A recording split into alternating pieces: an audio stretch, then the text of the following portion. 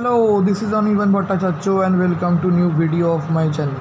So আজকে আমি বলবো হচ্ছে 5টা all time great Bengali movies which is inspired by real story. তো সেই 5টা কোন সিনেমা যেটা রিয়েল স্টোরি থেকে ইন্সপায়ার হয়েছিল, তো সেই ব্যাপারেই কথা বলবো এই ভিডিওতে। তো চলুন শুরু করা যাক, লেটস বিগিন। তো প্রথমত ফার্স্ট যে তোমার সিনেমাটা আসছে সন্ন্যাসী রাজা, এটা আমার খুব অত্যন্ত উত্তম কুমার একটা পছন্দের সিনেমার মধ্যে পড়ে এবং এটা আমরা সবাই জানি যে ভাওয়াল যে কেসটা আছে সেই কেসটার ওপরই বেস করে এই সিনেমাটা হয়েছিল। 1975 সালে রামেন্দ্র নারায়ণ রয় ভাওয়ালের রাজা ছিলেন, যাকে ষড়যন্ত্র করে তার ব্রাদার ইন ল মারার চেষ্টা করে, কিন্তু ভগবানের অসীম কৃপায় সে বেঁচে যায়। এবং কীভাবে বেঁচে যায় সেটা আমি আর বলছি না, যারা সন্ন্যাসীরা সিনেমাটা দেখেছে তারা তো জানেই বলতে গেলে। তো এইটার কেসের ওপরেই মেন সিনেমাটা হয়েছিল সন্ন্যাসী রাজা। 1975 রামেন্দ্র নারায়ণ রয় যে ভাওয়ালের রাজা ছিল এবং তার যে ব্রাদার ইন ল তাকে ষড়যন্ত্র করে মারার চেষ্টা করেছিল, কিন্তু মারতে পারিনি। এবং তারপর সে ওই তোমার ভগবানের কৃপায় সে বেঁচে যায় এবং সন্ন্যাসী এসে ফিরে আসে এবং তারপর তোমার সে পুরোপুরি লাস্টে সন্ন্যাসী হয়ে লাইফ লিড করে।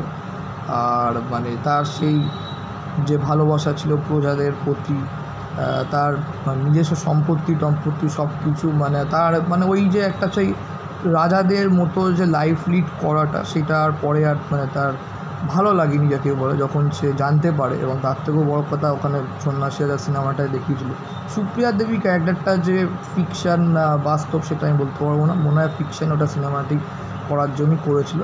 তাই তিনি সুপ্রিয়া মারা যাওয়ার পর আমরা সবাই জানি সে সব কিছু ত্যাগ করে সে পুরোপুরি সন্ন্যাসী লাইফ লিডই করে। তো এটা হচ্ছে একটা গেল সন্ন্যাসী রাজা। দেন হচ্ছে আতঙ্ক, তপন সিনহা পরিচালিত সিনেমা, যেটা একটা জাতীয় পুরস্কার জয়ী সিনেমা ছিল। 1962 সালে বেঙ্গলি লিটারারি ফিগার শরৎচন্দ্র পণ্ডিতের ওপর এই আতঙ্ক সিনেমাটা হয়েছিল, যেখানে সৌমিত্র চ্যাটার্জির অভিনয় ভীষণ প্রশংসা পেয়েছিল। যে একটা স্কুলের টিচার যে বাড়ি ফেরার সময় একটা খুন আই উইটনেস দেখে ফেলে এবং তারই ছাত্ররা তাকে কন্টিনিউয়াসলি থ্রেট করতে থাকে যে আপনি যে কিছু দেখেননি, ফেমাস ডায়লগ, আপনি যদি প্রমাণ দেন তাহলে কিন্তু আপনারও ওই একই অবস্থা হবে, মেরে ফেলবো, আপনি যে আমাদের যে পড়াচ্ছেন তাই আপনাকে দয়া করবো তা না। তো এটা একটা আতঙ্ক সেকেন্ড গেল। 3 নম্বর হচ্ছে আমাদের দাদা ঠাকুর সিনেমাটা ছবি বিশ্বাসের লাস্ট সিনেমা ছিল তার মৃত্যুর আগে। এই দাদা ঠাকুর মুভিটা বেরোনোর আগে ছবি বিশ্বাস একটা রোড অ্যাক্সিডেন্টে মারা যায়। আর এটা মুভিটা একটা বিশাল হিট করে সিনেমা বলবো। এবং আমাদের এই সিনেমাটাও একটা হচ্ছে সাগিনা মাহাতো মুভিটা। সাগিনা মাহাতো সিনেমাটা সাধারণত 1942 থেকে 43 এর মধ্যে এই এক বছর যে লেবার মুভমেন্টের একটা আন্দোলন চলতো, তো সেই আন্দোলনের ওপরই সিনেমাটা হয়েছিল, যেখানে তপন সিনহা পরিচালনা করেছিল। এবং 1970 সালে দিলীপ কুমার নায়ক ছিলেন এখানে। যে সিনেমাটা বিশাল একটা বক্স অফিসে হিউজ একটা হিট হয়, প্রচণ্ড হিট হয় এবং মস্কো ইন্টারন্যাশনাল ফিল্ম ফেস্টিভ্যালে 7th র্যাঙ্ক করে। এবং পরে এর একটা হিন্দি ভার্সন বেরোয় 1974 সালে, যেটা শুরু নাম ছিল সাগিনা বলে, সেটা অতটা চলেনি, কমার্শিয়ালি অতটা সাকসেসফুল না। আর লাস্ট হচ্ছে অ্যান্টনি ফিরিঙ্গি, যেটা একজন পর্তুগিজ মিউজিশিয়ান ছিল, যার নাম হচ্ছে